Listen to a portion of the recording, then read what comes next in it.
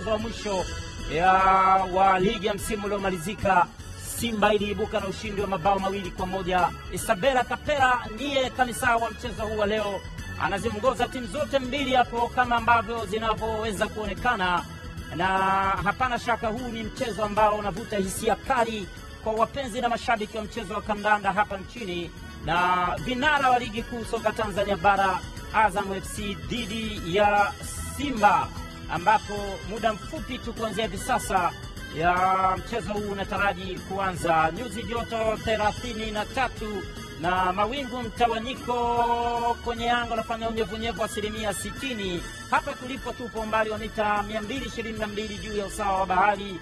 Upepo unavuma maili 9 kwa saa na uwezekano wa kunyesha mvua ni 12% tu. Wachezaji wa timu ya Simba wakisalimiana sasa. Ni mara hii wachezaji wa timu ya Azam FC wakiwa wanasalimiana. Ni mchezo ambao unavuta hisia kubwa ya wapenzi wa mchezo wa soka. Siko peke yangu, mwenzangu ni Ken Mwaisabula, mmoja kati ya wataalamu wa masuala ya ufundi hapa nchini. Ken, huu mchezo unautazama vipi?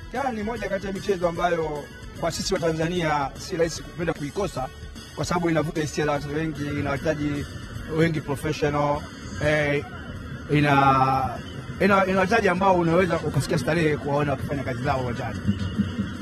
Kwa hiyo kwa Mtanzania yote mechi kama leo kuikosa, utakuwa nakosa moja ya burudani kali sana. Naam, sina shaka mambo ni barabara kabisa. Kumbuka tu ni ligi kuu soka Tanzania bara. Kikosi cha timu ya Azam ambao ni wenyeji hakina mabadiliko sana zaidi ya kumuona Said Hussein Morad. Mfumo wao ni huo. Mfumo wao ni 3-5-2 ambao na mabeki watatu, Morad, ina Pascal wao, ina Gaye Modi Sambo, hao maisha yote hawatoki nyuma.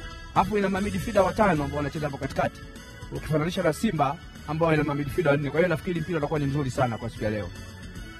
Alan Watende Wanga, Mwadini Ali na Michael Balu wanaanzia kwenye bench.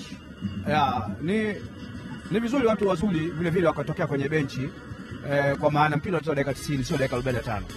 Kikosi cha timu ya Simba hiko na kilikuwa kina mabadiliko ya hapa na pale. Daniel Yanga, mchezaji ambaye alikuwa akicheza Coast akaenda kucheza FC Lupopo, amerejea tena katika timu ya Simba. Mfumo wao ni huo 4-4-2. Mfumo wao ni 4-4-2 ambao unaweka midfielder 4 ndani na masteka wawili, na Daniel Yanga tukumuona siku nyingi katika ligi, lakini kwa mara ya mwisho alipokuwa akicheza Coast tulikuwa tunaona shughuli zake.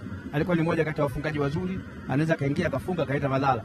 Sasa hatujui leo atatoa madhara gani, lakini naamini bado namwamini ni mchezaji mzuri na anaweza kaita madhara katika timu ya Azam. Timu zote mbili hizi ziliweka kambi katika maeneo tofauti. Simba walikuwa kule Zanzibar ya kusaka baraka za ushindi katika mchezo huu, lakini Azam pia walikwenda pia mwambao wa bahari ya Hindi, walikuwa kule jijini Tanga, walicheza michezo miwili hivi ya kirafiki, na sina shaka kwa lengo hilo kusaka baraka pia za kuweza kupata pointi 3 muhimu. Ni mechi muhimu kwa timu yote. Uongozi wote lazima uiandae timu kimazoezi na kisaikolojia. Kwa hiyo wachezaji wanapoweka nje ya Dar es Salaam wanakuwa muda mwingi wanafanya kile kitu ambacho mwalimu anataka.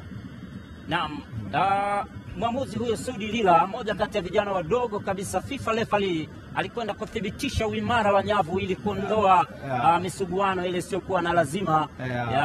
Mara nyingi kumekuwa na utata hivi, naweza mambo shuti ikakatiza kama nyavu hujaiangalia vizuri, ikatokea upande wa pili afu akakataa akasema sio goli. Kwa hiyo waamuzi wana kila sababu ya kuhakiki kujua nyavu hizi je ziko sawa, ziko imara, ili mtanange uanze bila matatizo yote.